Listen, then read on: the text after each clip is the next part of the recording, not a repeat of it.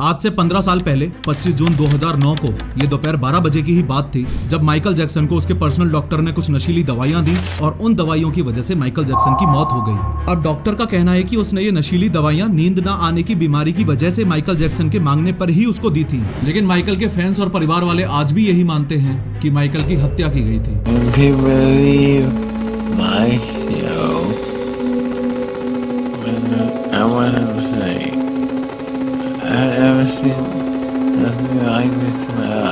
देखो, हुआ कुछ ये था कि अपनी मौत से एक दिन पहले यानी कि 24 जून 2009 को माइकल एक कॉन्सर्ट की रिहर्सल कर रहा था। इस बात पर ध्यान देना कि ये माइकल की जिंदगी का आखिरी कॉन्सर्ट होने वाला था। इस कॉन्सर्ट का नाम था दिस इज इट और ये जुलाई में लंदन के द O2 अरीना में होने वाला था। ये कॉन्सर्ट माइकल के लिए इसलिए भी खास था क्योंकि पिछले काफी सालों में माइकल ने कोई भी परफॉर्मेंस नहीं दी थी।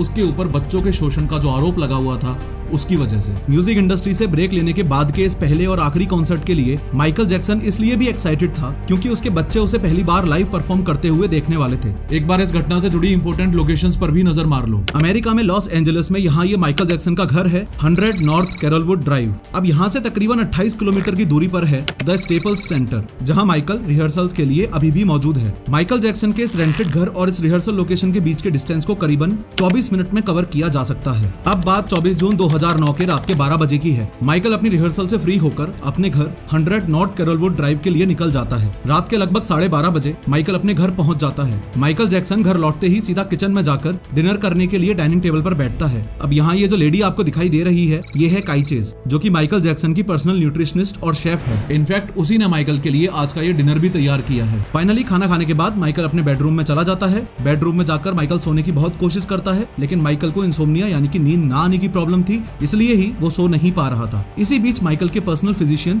कॉनराड मरी की इस घर में एंट्री होती है। ये बात यहाँ आपको पता होनी चाहिए कि इस कॉनराड मरी को दिस इज इट कॉन्सर्ट के ऑर्गेनाइजर्स ने खास माइकल के लिए ही हायर किया था। चूंकि माइकल को इंसोम्निया था तो उसे बिना दवाई के नींद नहीं आती थी। माइकल जैक्सन को हर रात एक दवाई लेकर सोने की आदत थी, इसलिए उसने अपने स्वीट में अपने बेडरूम के बगल में ही एक मेडिकेशन रूम और बनवा रखा था। हर रात की तरह आज भी यानी 24 जून की रात को भी माइकल को नींद नहीं आ रही थी, इसलिए वो अपने उस मेडिकेशन रूम में जाता है। अभी करीबन रात के 1 बज रहे हैं और कॉनराड मरी मेडिकल रूम में ही नींद आने की दवाई देने की प्रिपरेशन कर रहा है। जितनी देर कॉनराड मरी माइकल की दवाइयों की प्रिपरेशन कर रहा है उतनी देर आप ये समझो कि कॉनराड माइकल को प्रोपोफोल नाम की एक एनेस्थेटिक दिया करता था और इसी दवा को देने के लिए कॉनराड हर रात माइकल जैक्सन के घर जाता था। खैर, रात को 1:30 बजे हर रात की तरह ही माइकल के डॉक्टर कॉनराड ने माइकल को पहले डायज़ेपम, लोराज़ेपम और मडाज़ोलम नाम की एनेस्थेटिक्स दी, लेकिन शॉकिंगली कोई भी दवा काम ही नहीं कर रही थी क्योंकि माइकल जैक्सन को नींद ही नहीं आ रही थी। फिर कॉनराड ने माइकल को बहुत सारे इंजेक्शंस लगाए, लेकिन उनसे भी कोई असर नहीं हो रहा था। ये नींद और दवाई देने का तमाशा 8-10 घंटे तक चलता रहा और फिर लास्ट में वो हुआ जिस चीज का डर था। माइकल अब कॉनराड से मिल्क मांगता है। यहाँ मिल्क उसी प्रोपोफोल को कहा जा रहा है जिसकी अभी हमने बात की थी। ये एक तरह का एनेस्थेटिक है जिसे डॉक्टर्स सर्जरी के दौरान यूज करते हैं। आगे बढ़ने से पहले मैं थैंक्स बोलना चाहूंगा इस वीडियो के स्पॉन्सर ओडू को, जो कि एक all in one business management software है और आपकी कंपनी को डिजिटलाइज और मैनेज करने में हेल्प करता है। अगर आप अपने बिजनेस में ट्रांसपेरेंसी और एफिशिएंसी चाहते हैं तो ओडू का साइन ऐप एक परफेक्ट सॉल्यूशन है। ओडू साइन से आप किसी भी डॉक्यूमेंट पर डिजिटल सिग्नेचर कर सकते हैं बिना किसी पेपर और पेन के झंझट के। ये सिक्योर्ड और लीगली बाइंडिंग है और ऑफिशियल रेगुलेशंस को भी फॉलो करता है। इसका यूजर फ्रेंडली इंटरफेस आपको अलाउ करता है कि आप आसानी से अपने कस्टमर्स, क्लाइंट्स, पार्टनर्स और बाकी पार्टीज के साथ डॉक्यूमेंट्स शेयर कर सकें। ये एडवांस्ड इंक्रिप्शन टेक्निक के साथ 100% सिक्योर्ड है। इसमें कई फीचर्स हैं जैसे auto signature suggestions, multi company support और साइनिंग ऑर्डर, जो इसे और भी उपयोगी बनाते हैं। डॉक्यूमेंट्स डिजिटली स्टोर्ड होते हैं जिससे प्रिंटिंग और मेलिंग कॉस्ट कम हो जाती है। ये ऐप रियल टाइम ट्रैकिंग भी प्रोवाइड करता है जिससे आप इसके डैशबोर्ड से ओवरव्यू ले सकते हो। हर स्टेप पर अपडेटेड रह सकते हो कि किस डॉक्यूमेंट का क्या स्टेटस है। इसके इंटीग्रेशन ऑप्शंस की मदद से आप ओडू की बाकी एप्स के साथ इस ऐप को भी इंटीग्रेट कर सकते हो। ओडू साइन आपके बिजनेस के डॉक्यूमेंट साइनिंग प्रोसेस को और भी ज्यादा एफिशिएंट और स्मूथ बनाता है। तो आज ही इस्तेमाल करो ओडू ई साइन को और एक्सप्लोर करो ओडू को। लिंक मैंने डिस्क्रिप्शन में दे दिया है। पहले तो कॉनराड माइकल को यह दवा देने से मना ही कर देता है, लेकिन सुबह तकरीबन 10:40 पर माइकल जैक्सन की जिद की वजह से कॉनराड उसे 25 mg प्रोपोफोल लाइडोकेन के साथ डाइल्यूट करके दे देता है। फाइनली माइकल जैक्सन को नींद आ जाती है। माइकल जैक्सन को सोता हुआ देखकर कॉनराड बाथरूम के लिए चला जाता है। थोड़ी देर बाद वापस आकर देखता है तो उसके होश ही उड़ जाते हैं। कॉनराड देखता है कि माइकल की पल्स भी वीक थी और वो सांस भी नहीं ले पा रहा था, यानी माइकल की बॉडी किसी भी तरह का कोई रिस्पॉन्स नहीं दे रही थी। ये सब देखकर कॉनराड के पसीने छूटने लगते हैं, क्योंकि सामने लेटा हुआ इंसान कोई छोटा मोटा बंदा नहीं था, बल्कि माइकल जैक्सन था। माइकल को बचाने के लिए कॉनराड ने हर मुमकिन कोशिश शुरू कर दी, और कोशिश की भी तो क्या, बेवकूफों वाली। इस कॉनराड ने माइकल को बचाने के लिए टोटल 10 मिनट तक सीपीआर दिया, जो कि इसकी बहुत बड़ी गलती थी। आगे बताऊंगा क्यों, लेकिन फिलहाल ये याद रखो कि अगर कॉनराड माइकल को सीपीआर ना देता तो शायद माइकल उस दिन बच जाता।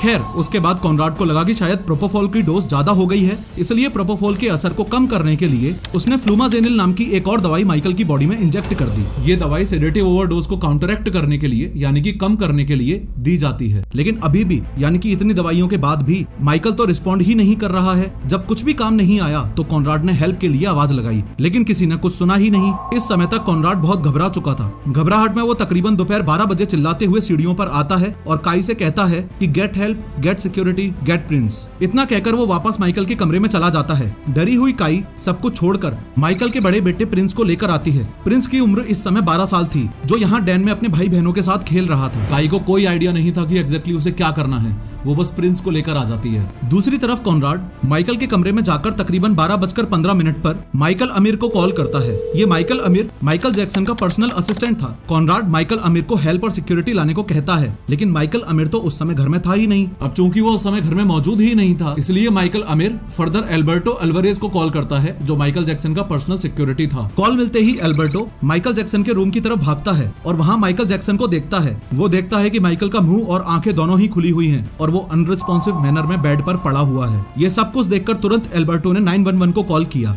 Not conscious, sir. Okay. All right. Do you have him? Is he on the floor? Where's he at right now? He's on the bed, sir. He's on the bed. Okay, let's get him on the floor. इस clip में अभी जो आवाज आपने सुनी वो Alberto की ही आवाज थी। जैसे ही 911 को कॉल किया, उन्होंने माइकल जैक्सन की बॉडी को बेड से उतार के जमीन पर लेटाने को कहा और उसे सीपीआर देने को कहा। Okay, let's get him down to the floor. I'm gonna help you with CPR right now. Okay. We need him. Yes, we need a. Yes, we're already on our way there. We're on our way. I'm gonna do as much I can to help you over the phone. We're already on our way. हालांकि CPR तो Conrad भी पहले से देता हुआ आ ही रहा था, लेकिन माइकल की बॉडी कोई भी रिस्पॉन्स नहीं दे रही थी। यहाँ एक और अजीब सी चीज हुई। कॉनराड ने एल्बर्टो को मेडिकल आइटम्स छुपाने को कहा, लेकिन एल्बर्टो ने ऐसा कुछ भी नहीं किया। फॉलोइंग विच कॉनराड ने खुद ही सारे मेडिकल आइटम्स को एक बैग में भरा और उन सभी चीजों को इधर उधर छुपा दिया। बाद में इन्वेस्टिगेशन करने पर ये बैग्स मिले भी थे। इतने में ही फहीम मोहम्मद, जो कि माइकल जैक्सन का बॉडीगार्ड था, वो भी माइकल जैक्सन के रूम में आ जाता है। माइकल जैक्सन की हालत देखकर उसकी भी सिट्टी पिट्टी गुम हो जाती है। अब ये तीनों माइकल को होश में लाने की हर मुमकिन कोशिश करने लगते हैं। इतने में ही तकरीबन 12:30 पर पैरामेडिक्स यानी कि इमरजेंसी डॉक्टर्स की एक टीम माइकल जैक्सन के रूम की तरफ दौड़ती है। इस टीम में से इसने यानी रिचार्ड सिनफ ने ये सीन बाद में कोर्ट को भी बताया था। Now describe Dr. Murray's demeanor, please. Frantic.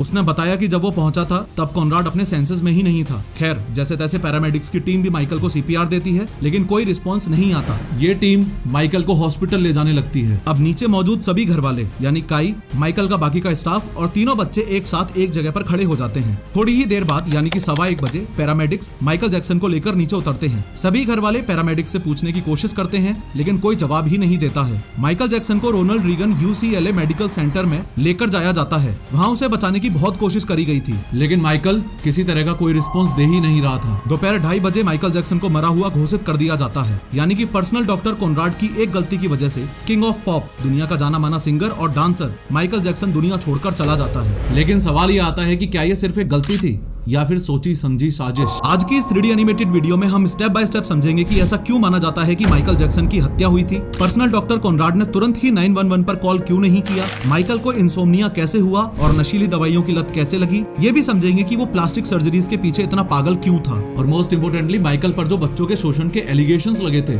उनमें से कितने सच निकले। लेकिन हर बार की तरह शुरू से शुरू करते हैं। यूनाइटेड स्टेट्स में एक स्टेट है इंडियाना। उस स्टेट में एक सिटी है गैरी। इस सिटी में साल 1958 में 29 अगस्त को एक स्ट्रगलिंग मिडिल क्लास फैमिली में जन्म होता है माइकल जैक्सन का। माइकल जैक्सन के पिता जोसेफ जैक्सन एक क्रेन ऑपरेटर थे और उसकी माता कैथरीन जैक्सन होम मेकर थी। इनके 9 बच्चे हुए, Rebbie, Jackie, Tito, Jermaine, La Toya, Marlon, Randy, Janet और माइकल।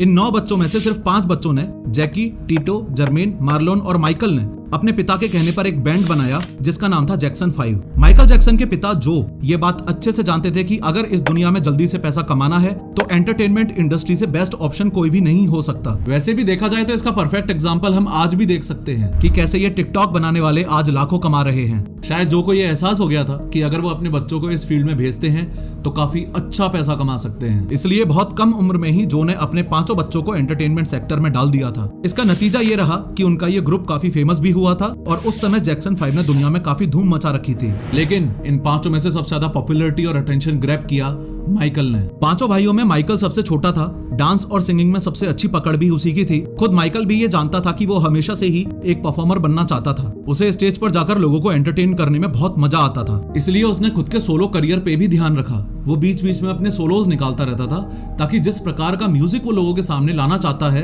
वो आ सके। और माइकल की ये मेहनत सफल भी हुई थी जब उसके सोलो करियर को सबसे तगड़ा हिट मिला, और वो मिला था साल 1979 में जब उसका ऑफ द वॉल नाम का गाना रिलीज हुआ था। इस गाने का प्रोडक्शन उसने एपिक रिकॉर्ड्स के क्विंसी जोन्स के साथ मिलकर किया था। देखा जाए तो क्विंसी जोन्स और माइकल की ये पार्टनरशिप उस समय माइकल जैक्सन के लिए काफी अच्छी साबित हुई। जैसे ही माइकल जैक्सन को यह एहसास हुआ कि अब वो अकेले ही अपना सोलो करियर बना सकता है तो काफी सोच विचार करने के बाद 1984 में उसने जैक्सन 5 बैंड को छोड़ दिया था। इसके बाद वो अपने सोलो करियर पर फोकस करने का डिसीजन बना लेता है। देखते ही देखते Michael Jackson king of pop के रूप में उभरता हुआ भी नजर आने लगा था। उसी पार्टनरशिप के चलते उसने of the wall, thriller, bad, dangerous और हिस्ट्री जैसे सुपरहिट गाने भी दिए थे जिसकी धुन पर आज भी दुनिया थिरकती है। और हाँ, उसकी फेमस मून वॉक का मुकाबला जो आज तक कर पाना काफी मुश्किल है, वो माइकल बचपन से करता आ रहा था। वो बात अलग है कि दुनिया ने उसकी मून वॉक को 25 मार्च 1983 को पहली बार एक शो के दौरान नोटिस किया। खैर, बात जब माइकल जैक्सन की फैन फॉलोइंग की आती है तो खुद माइकल ने एक डॉक्यूमेंट्री के दौरान ये बात बताई थी कि उसके कॉन्सर्ट में तकरीबन 5000 लोग बेहोश हो जाया करते थे। इतना ही नहीं, माइकल के लिए लोग इतने दीवाने थे कि उसको पास से देखने के लिए चलते कॉन्सर्ट में स्टेज पर चढ़ जाया करते थे। इसका एक एग्जाम्पल आप इस वीडियो में देख सकते हैं। ये बंदा माइकल जैक्सन के लिए इतना दीवाना था कि अपनी जान जोखिम में डालकर क्रेन पर चढ़ गया था, और उसका ये प्यार देखकर माइकल जैक्सन ने भी उसे गले से लगा लिया था। लेकिन अक्सर कर सेलिब्रिटीज से इस जेस्चर की उम्मीद कम ही करी जाती है। जहां कई सुपरस्टार्स अपने फैंस को इस तरह से ट्रीट करते हैं, वहीं माइकल उन्हें गले से लगा लिया करता था। शायद इसी डिफरेंस ने माइकल जैक्सन को किंग ऑफ पॉप बनाया था। अब यहाँ तक देखने में माइकल की लाइफ जितनी मजेदार दिख रही है उतनी थी नहीं। उसके साथ 2 ऐसे मेजर एक्सीडेंट्स हुए जिन्होंने उसकी जिंदगी पलट कर रख दी। दरअसल साल 1984 में हुआ कुछ ऐसा था कि माइकल एक पेप्सी कमर्शियल की शूटिंग के दौरान एक्सीडेंट का शिकार हुआ। जैसा कि आपने अभी इस क्लिप में देखा कि माइकल यहाँ इस जालीदार गेट के पीछे खड़ा हुआ था। वो आगे बढ़ता है और एक छोटा सा फायरवर्क होता है। उसी फायरवर्क से निकली एक चिंगारी माइकल जैक्सन के बालों में आ गिरती है। थोड़े टाइम तक तो उसे एहसास ही नहीं होता है, लेकिन धीरे धीरे आग उसकी खोपड़ी तक चली जाती है, जिसकी वजह से उसे 3rd डिग्री बर्न्स आ जाते हैं। इसके बाद साल 1999 में भी उसके साथ एक और हादसा हुआ। इस हादसे में माइकल जर्मनी में एक कॉन्सर्ट के दौरान अपने ही गाने दी अर्थ सॉन्ग पर एक ब्रिज के ऊपर खड़े होकर परफॉर्म कर रहा था। तभी अचानक वो ब्रिज एक खराबी के चलते 50 फीट की ऊंचाई से एकदम जमीन पर आ गिरा। लेकिन इतने बड़े हादसे के बाद भी उसने परफॉर्मेंस को कंप्लीट किया। इस हादसे के बाद माइकल को तुरंत हॉस्पिटल में पहुंचाया गया। बस यहीं से माइकल को पेन किलर्स और सेडेटिव्स यानी नींद की दवाइयों की लत लग गई। इन हादसों से ही माइकल को स्टेज पर खुलकर परफॉर्म ना कर पाने का डर सा पैदा होने लगता है। उसका ये डर बढ़ते बढ़ते इतना बढ़ गया कि इसी डर की वजह से वो स्ट्रेस में रहने लगता था, और इसी स्ट्रेस की वजह से माइकल के शरीर में काफी सारी बीमारियां भी जन्म ले लेती हैं। लेकिन उन सभी बीमारियों में सबसे खतरनाक बीमारी थी इंसोम्निया की, जिसके चलते माइकल कई दिनों तक नहीं सो पाता था। उसकी इसी मेडिकल कंडीशन को देखते हुए उसे काफी सारे मेडिकेशन सजेस्ट किए गए, लेकिन कोई भी मेडिसिन उसके लिए काम नहीं कर रही थी। फिर उसे कॉनराड ने प्रोपोफॉल के बारे में बताया। जैसे ही माइकल ने प्रोपोफॉल का इस्तेमाल किया, वैसे ही उसे चैन से नींद आने लग जाती है। अब हर रात उसे प्रोपोफॉल का एक इंजेक्शन दिया जाता था, और उस समय माइकल को इस प्रोपोफॉल की आदत सी पड़ गई थी। असल में प्रोपोफॉल एक इंट्रावीनस एनेस्थीसिया की तरह काम करता है, यानी कि जो सीधा आपके वेन्स में जाकर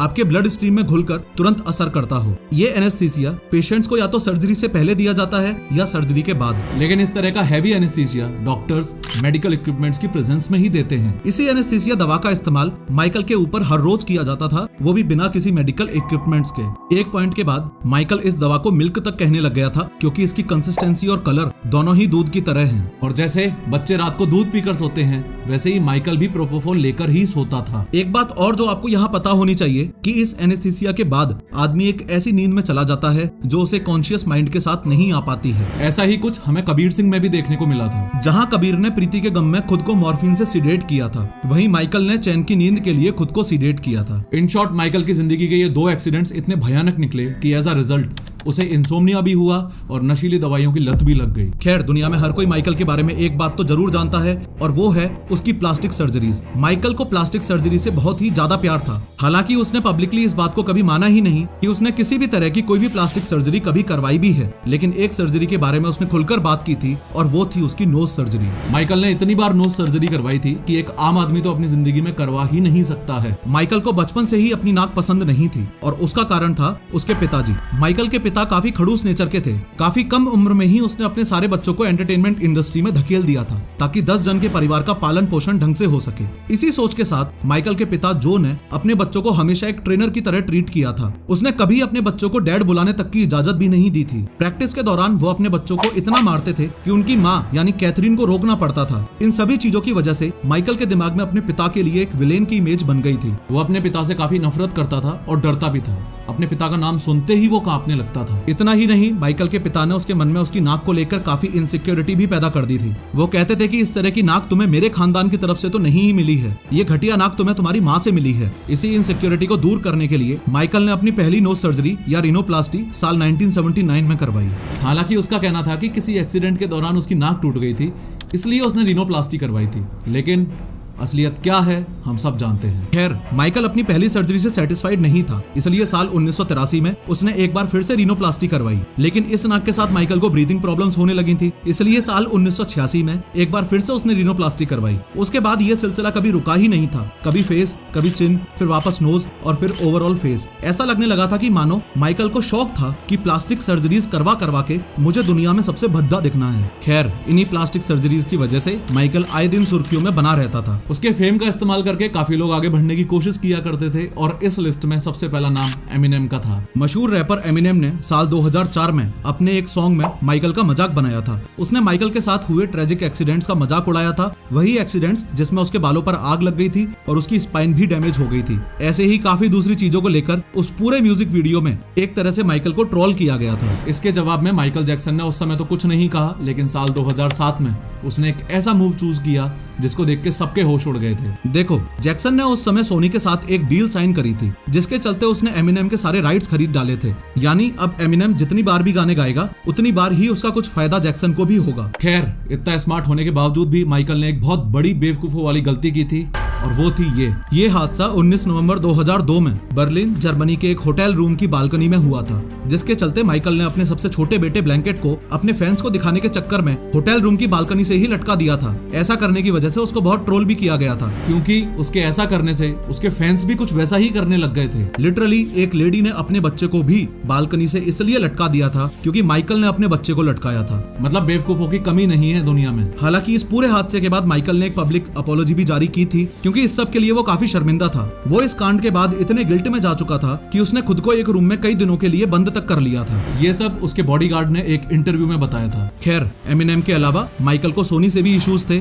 दरअसल सोनी के साथ उस समय चल रहे डिस्प्यूट का कारण था उस समय के सोनी का चेयरमैन टोमी मोटोला। इनके बीच ये डिस्प्यूट एक नहीं बल्कि काफी सारे कारणों की वजह से चल रहा था, जैसे आर्टिस्टिक कंट्रोल, फाइनेंशियल इंटरेस्ट और एलिगेशंस ऑफ रेशियल डिस्क्रिमिनेशन। यानी माइकल के साथ टोमी मोटोला के द्वारा उसकी कास्ट और रेस को लेकर भी भेदभाव किया जाता था। हद तो तब हुई जब साल 2002 में माइकल ने लोगों के सामने आकर ये कहा कि टोमी मोटोला एक रेसिस्ट और डेविलिश इंसान है। उसने एक स्पीच में तो इतना तक कह दिया था कि मोटोला और सोनी ब्लैक आर्टिस्ट के साथ भेदभाव करते हैं और वो चाहते हैं कि ये आगे ना बढ़े। इस बात का सपोर्ट कान्ये वेस्ट ने भी किया था। कान्ये वेस्ट को भी लगता है कि माइकल को मारने के पीछे की कॉन्स्पिरेसी काफी खतरनाक है। कान्ये वेस्ट ने ये बात एक ट्वीट के थ्रू लोगों के सामने भी रखी थी। खैर, एक बात आपको यहाँ ये भी पता होनी चाहिए कि माइकल जैक्सन बच्चों से बहुत ज्यादा प्यार करता था। दरअसल बचपन से ही जो प्यार माइकल को अपने पिता से नहीं मिला था, वो प्यार माइकल दुनिया के सभी बच्चों के बीच लुटाना चाहता था। इसलिए उसने अपने लिए एक ऐसी दुनिया बनाई थी जहां वो अपना खोया हुआ बचपन एक बार फिर से जी सके। इस दुनिया का नाम था नेवरलैंड रेंच। वैसे तो माइकल के पास काफी सारे घर थे, लेकिन वो अपना सबसे ज्यादा टाइम इसी घर में बिताया करता था। इस घर को बनाने के पीछे माइकल के कई मकसद थे।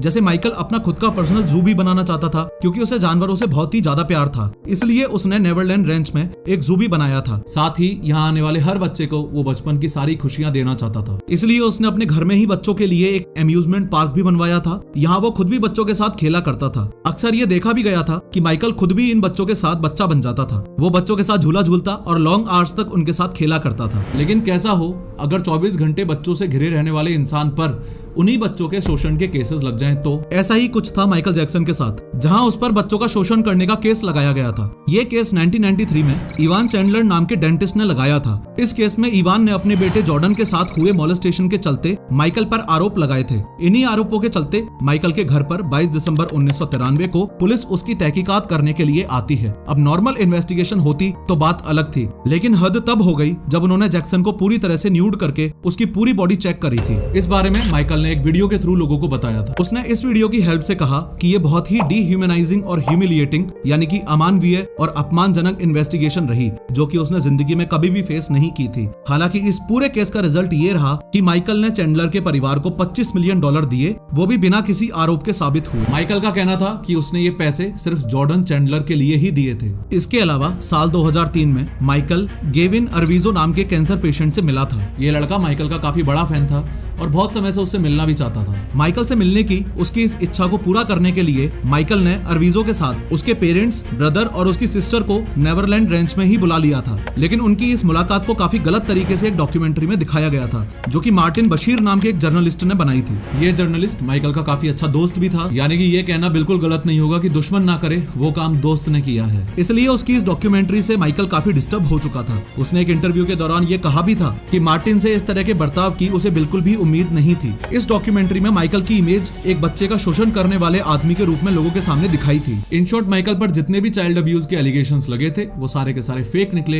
एक भी सही प्रूव नहीं हो पाया। एनीवेज फाइनली ये समझते हैं कि ऐसा क्यों माना जाता है कि माइकल जैक्सन की हत्या हुई थी। चलो एक बार के लिए मान भी लेते हैं कि माइकल ने एक्स्ट्रा प्रोपोफॉल मांगी थी, तो ये कॉनराड डॉक्टर किस बात का है? सबसे पहली गलती जो कॉनराड ने की थी वो आपको इस फोटो में दिखेगी। ये देखो, ये वही कमरा है जहां माइकल रहता था। इस रूम में आपको एक ऑक्सीजन सिलेंडर दिखेगा, कुछ एनेस्थेटिक्स दिखेंगे, एक बैक वॉल्व मास्क BVM दिखेगा और कुछ दवाइयां भी दिखेंगी। लेकिन जो आपको नहीं दिखेगा वो है ये टारगेट कंट्रोल्ड इन्फ्यूजन TCI। इसे ऐसे समझो कि जब भी हाई लेवल एनेस्थेटिक्स किसी को दी जाती है तो वहाँ इस इंस्ट्रूमेंट का होना बहुत ज्यादा जरूरी होता है, क्योंकि अगर बाई चांस इस एनेस्थेटिक का कोई उल्टा रिएक्शन हुआ तो ये मशीन उस रिएक्शन को कंट्रोल करने के लिए यूज करी जाती है। साथ ही pulse oximeter, non invasive blood pressure NIBP monitor, electrocardiogram और कैप्नोग्राफी जैसी चीजों का होना भी बहुत ज्यादा जरूरी होता है। लेकिन इनमें से कोई भी मशीन उस समय माइकल के रूम में मौजूद थी ही नहीं। दूसरी गलती ये थी कि कॉनराड ने माइकल को सही CPR नहीं दिया। ये चेक किए बिना ही कि माइकल को रेस्पिरेटरी अटैक आया है या कार्डियक अरेस्ट आया है,